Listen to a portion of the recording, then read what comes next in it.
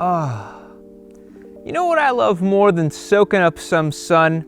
Telling you why you're so slow on your motorcycle. You may not want to hear it. You may not want to hear it from me, your old sweet Papa Yam, but that is the sad truth. The vast majority of you watching this video, I'd say 99% of you, 99.99% even, are actually in fact unbelievably slow on your motorcycle. Now, that doesn't mean you will stay slow forever, and once you admit to yourself that you are slow, you can get on the path to being better.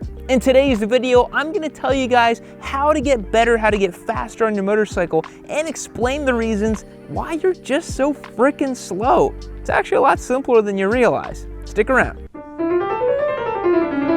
Now, why am I making this video? Well, I am making this video simply due to the fact that I see so many videos on YouTube and on Instagram of people claiming to be riding hard. Whenever I see a title of a video of a person saying they're riding hard, and then I click on it and I watch it, it's always some doofus on the street who's coasting really slow on the brakes and who's just winding out the throttle a little bit.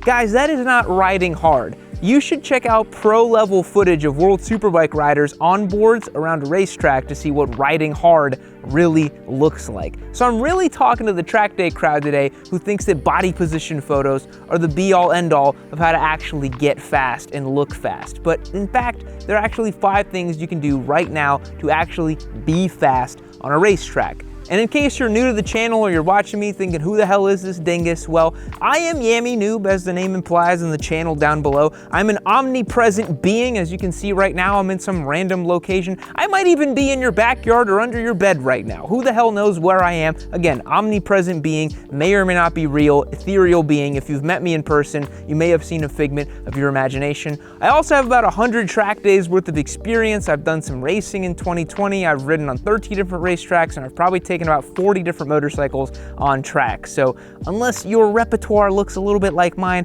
I probably know a teensy bit more than you about going fast on track.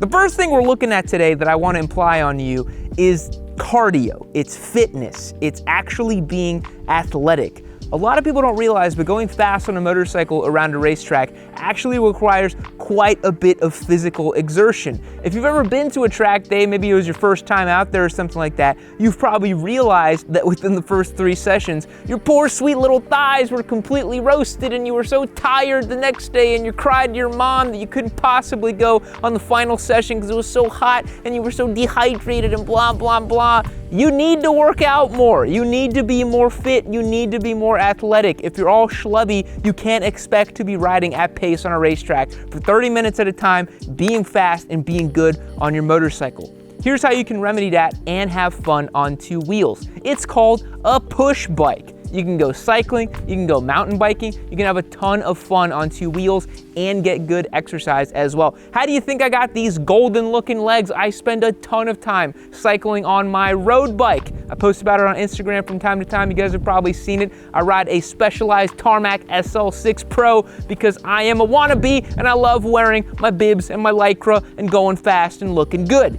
Now, getting your fitness up is super important for riding on a racetrack. It's super important for being fast because being fast means that you're not as fatigued. You have more stamina to stay focused. If you can stay focused, you can think about the next things we're gonna talk about. The next biggest thing I wanna talk about of why you're probably very slow on your motorcycle or on track is simply your commitment to wide open throttle and getting to wide open throttle as soon as possible.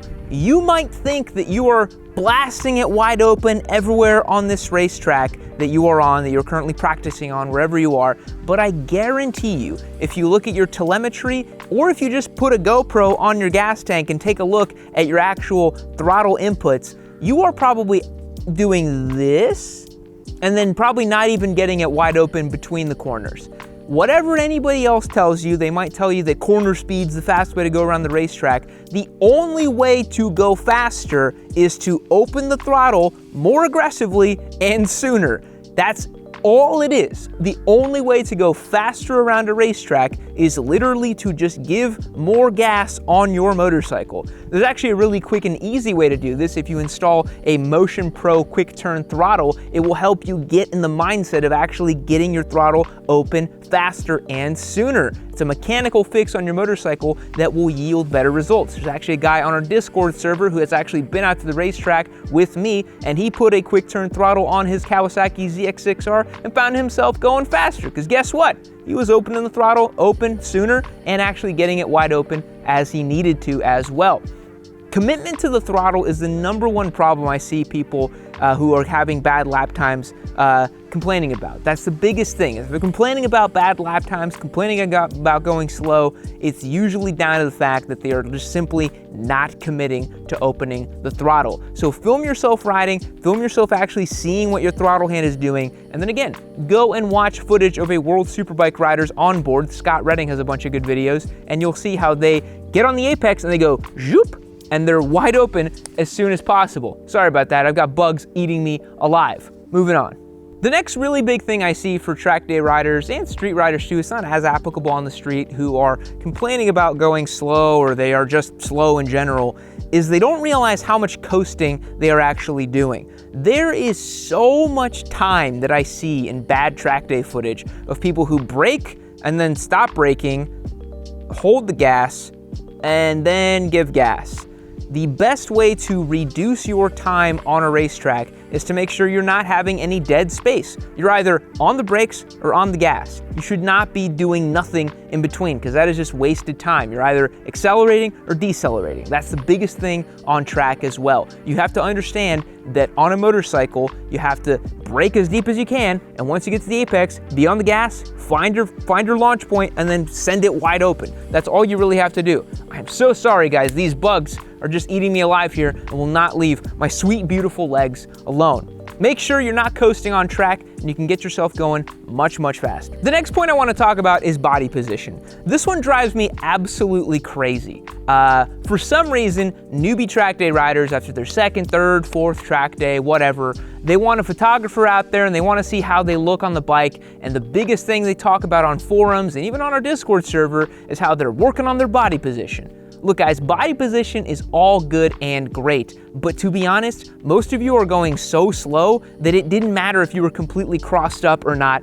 Doesn't even matter how you're sitting on that motorcycle. Yes, it is obviously good to imbue the fundamentals of good body position, leading out with your elbow, getting your whole body further down, picking the bike up away from you. That stuff is all good and great, but it doesn't matter if you're not doing the core fundamentals of braking and accelerating as aggressively and as soon as possible as you can. Now, that doesn't mean that should be the first thing you focus on when you go out to the track. I am not saying that a newbie track day rider should go out there and focus on immediately just going wide open throttle everywhere that they possibly can. The folks I'm talking to are those who are annoyed that they are slow or don't even realize that they are slow and don't know how to find the time. The time is always there. You are always the limiting factor on whatever motorcycle you are on, especially if you are on some big bad R1 or an S1000RR and you're getting passed on the outside by a 12-year-old on a Ninja 400. The bike is never the problem, it is you as the rider. I see a lot of guys talking about suspension problems and bike setup problems when really it's their technique that is causing those issues. Before you go out and drop a bunch of money on some fancy K-Tech suspension or a new shock or whatever the hell else, make sure you know what you're doing and you can diagnose those problems and you actually know how to ride. But that's one of the other things I see as well. Another big point that I see is people who do not practice when they're on the racetrack. Look guys, there's nothing wrong with going to a track day, goofing off with your buddies, having some beers at the end of the day and having a nice time. It is a great thing to be social and have fun, but if you're taking this seriously and you actually want to improve, you need to meaningfully practice. You have to go to your local track day and understand that you are there to do something, to work on something. I've spent entire track days working on 2 or 3 corners, or maybe just 1 corner on a track till I can nail it perfectly, and then I move on to the next. Is it as fun as just ripping laps on some giveaway bike that we have? No, it is obviously not as fun, but I know that by practicing deliberately and focusing on my skills, I'm going to improve. So I would say if you want to get better, you have to practice deliberately. Little pooch. See guys, it's not just Whitney who includes dogs in her videos. I do too from time to time. What a good dog you are. You show the world your back. Because you want to look at me. That's so sweet. That's so sweet. All right, guys, the last point for today's video is you don't train in a cross-discipline way. What do I mean by that?